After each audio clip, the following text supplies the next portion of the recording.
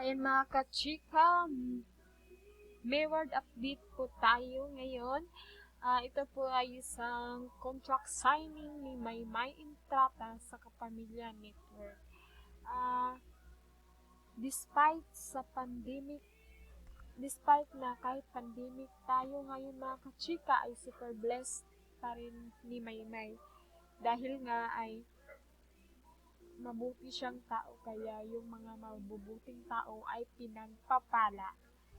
So, ayan, mga kachika, we are happy for Maymay dahil sa kanyang mga blessings na nagtatanggap this year. Kahit may pandemic ay hindi yun hadlang para sa kanyang mga pangarap. Kahit maraming siyang pinagdaanan, alam naman natin na marami siyang pinagdaanan sa kapamilya network niya, sa career niya, pero despite doon ay mas nakilala natin siya through social media, at dahil doon mas maraming blessings ang natatanggap niya dahil marami siyang mga endorsers na pagdatingan, mga movie. Meron siyang ginawa this year na movie. So, ayun. So, kahit tayo ay naghihirap, kahit tayo ay nakasuffer na ng mga kagipitan, still blessed pa rin si Maymay. So, ayan mga kachika, yan yung first and outside world niya sa PBB housemate. Yan. So, alam naman natin, unang nakilala natin si Maymay sa PBB. Kaya, maraming nakaka-relate sa kanya dahil nga sa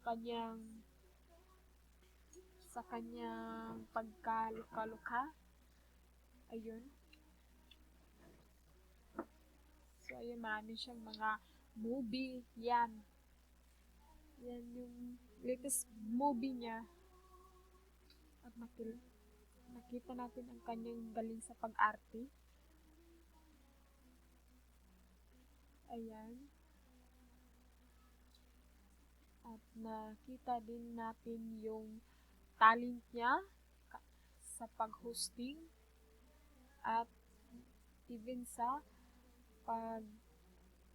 pagkanta at sa especially sa modeling, dahil dun siya expert talaga kasi nga ay sa tangkad niya ay talagang fit sa kanya na maging modelo. So, ayan mga kachika, yan yung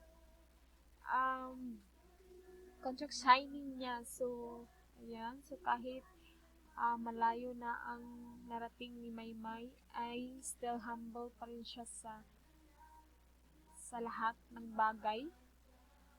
At hindi pa rin siya nagbabago hanggang ngayon. So, that's why we love her so much. Because her truthfulness ay maraming nakaka-relate sa kanya dahil doon.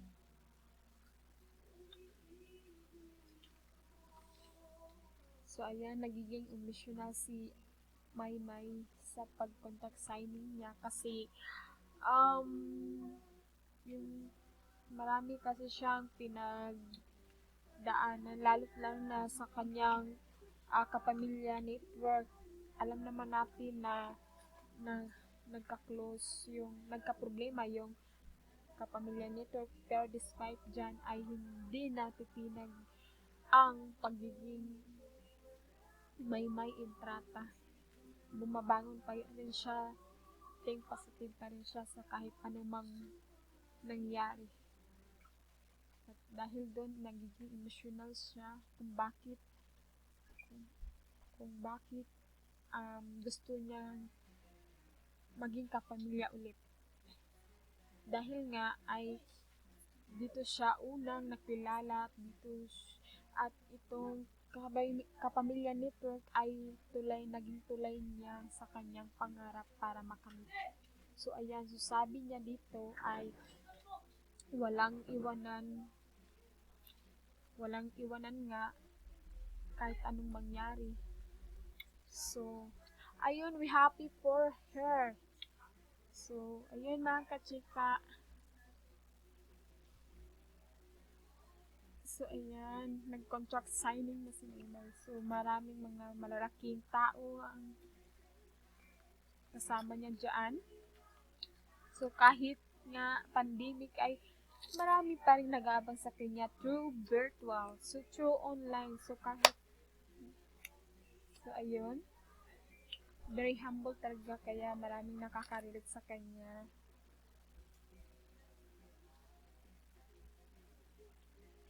At yan, alam naman natin na ang kanyang ina ay nandun sa Japan para magtrabaho. So, ayan, may message ang kanyang mama. At very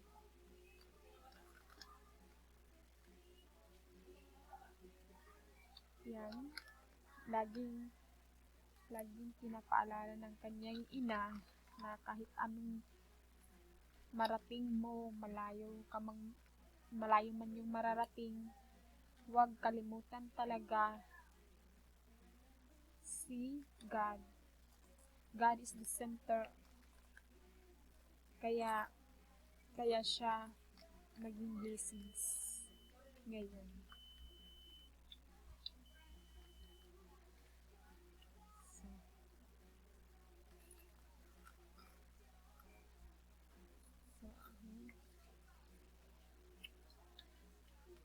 So ayun si Maymay. Kahit very close din siya sa kanyang ina dahil nga ay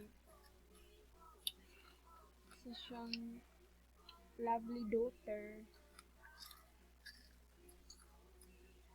at talagang lagi siyang sumusunod kahit anong payo ng kanyang ina. So ayun,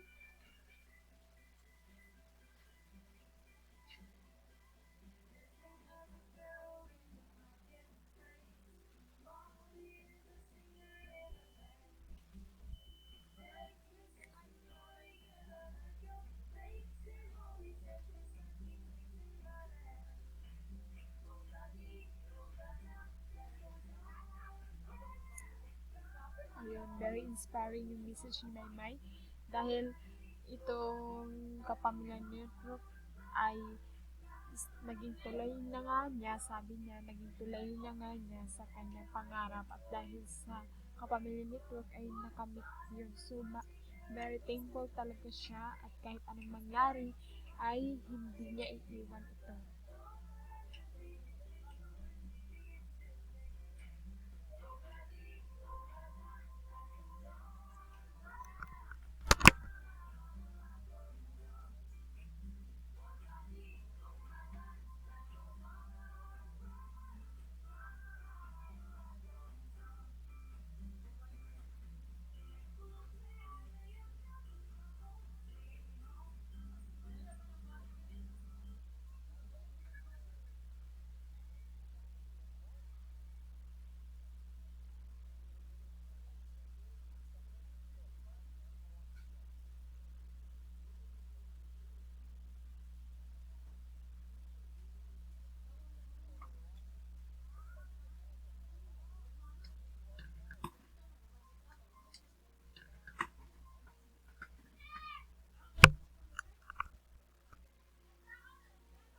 So, ayan mga kachikas. We are happy for